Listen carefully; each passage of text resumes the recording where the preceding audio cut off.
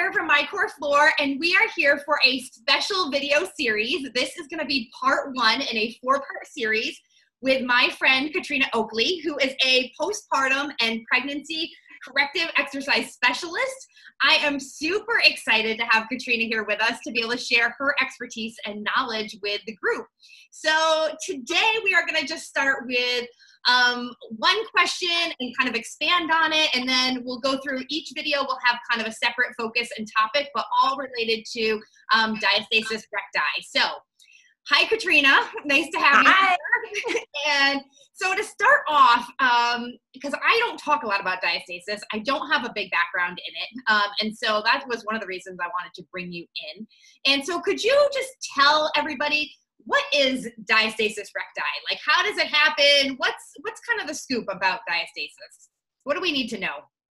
All right. Well, you know, it's so interesting because people don't talk about it, which is just crazy, because after pregnancy, nearly 60% of second-time mums, and it's closer to 30% of first-time mums, get diastasis recti that hasn't naturally healed.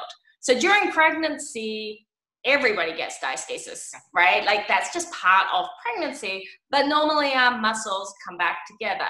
So diastasis recti is when your rectus abdominis muscles, so those six-pack abs, right, that we all wish we had but may not have, when they split. So if you think about your 2 six-pack abs here, they split open like this and they don't come back together. So during pregnancy, which is the most common cause, but not the only cause of diastasis recti, but the most common, is during pregnancy, our belly opens up in order to have room for the baby to grow.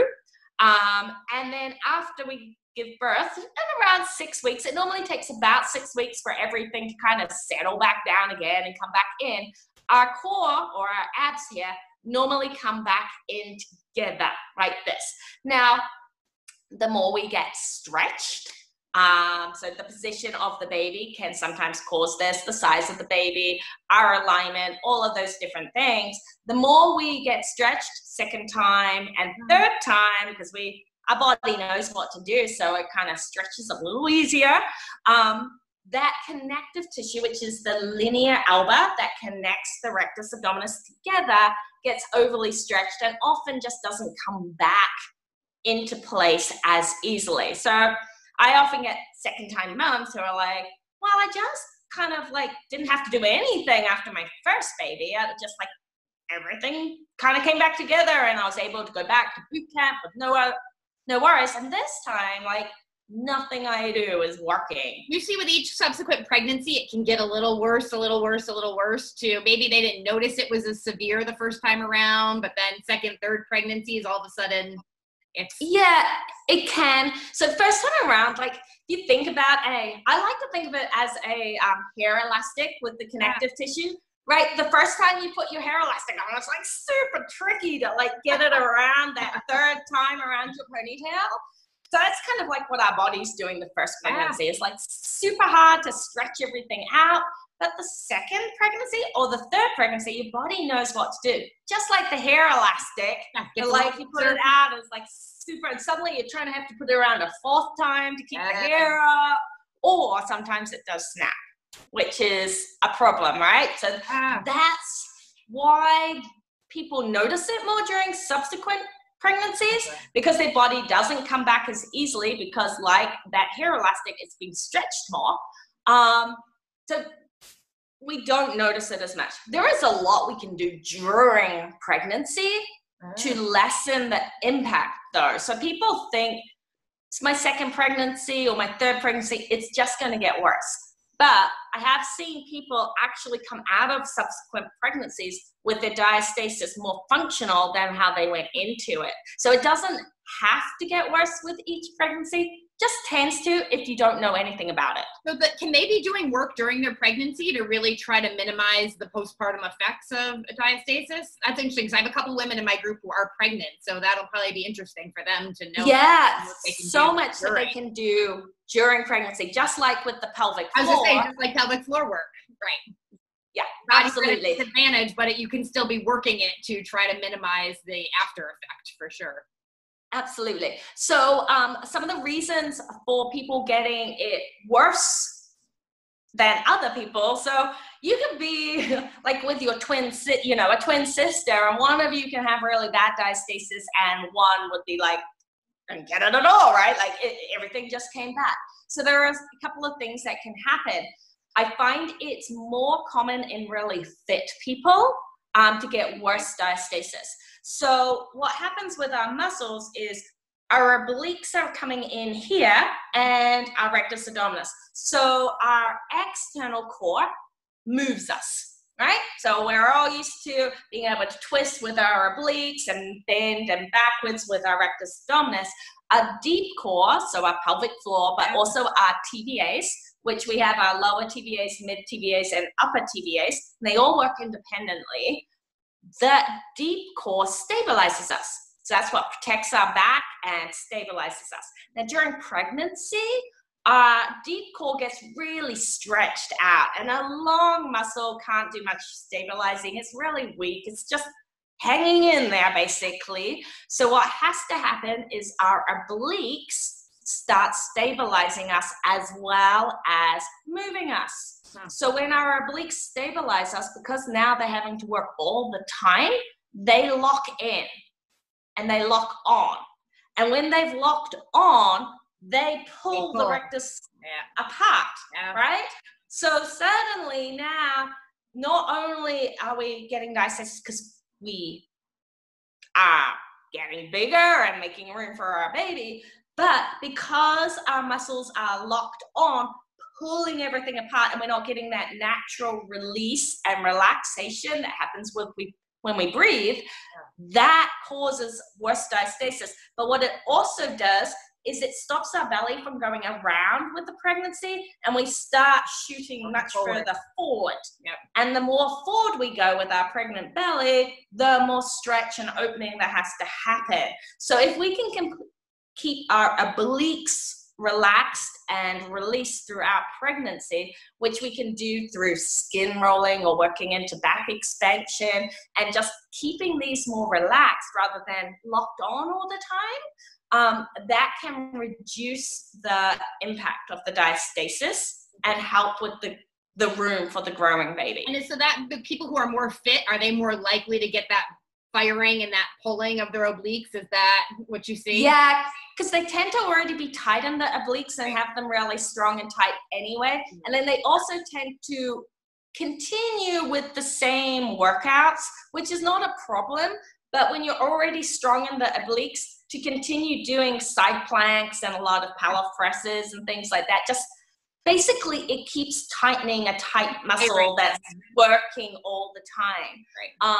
And it's also promoted to do side planks and things during pregnancy normally, right? Because you don't want to front load as much, so everybody goes to doing it on the side. So it's a balancing. Some people can do side planks all the way through pregnancy and not have an issue because the muscles can release as well. But I notice it more with the fitter. Yeah, that makes sense. People going into pregnancy who end up with a lot worse diastasis. Can you just touch for a second? I know you mentioned when we first started talking, because I have a few people in my group who aren't mothers, who would they potentially, should they be checking to see if they have a diastasis? Like, what are some things that could contribute if you haven't been pregnant that would contribute to maybe developing a diastasis? Absolutely. And men can get diastasis as well. In fact, there's a big population of men who have diastasis. So there are a couple of things.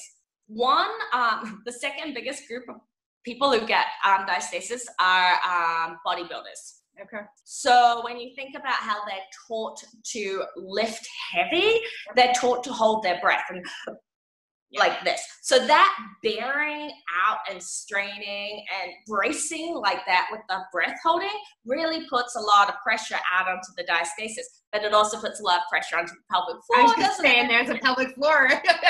There's the link. There you go. So what tends to happen is when people don't load their core correctly, that pressure goes to the weakest point.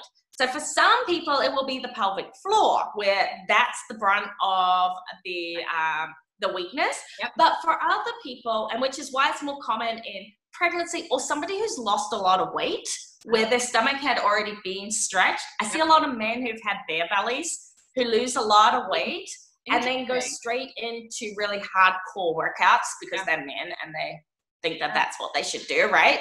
And that has also caused that weakening of the connective tissue. And so when they load incorrectly, the pressure goes to that point. Men might get herniated discs. That's exactly the same idea, right? When you herniate a disc in the back, then that's the same thing. Incorrect pressure, going to the weak point to my back, right? That makes sense. Yeah, so the main things I see, the last one would be operations. Okay. So sometimes I've had ladies who've had, operations in their core, and it's happened to have gone through that center line, and that can also cause the diastasis.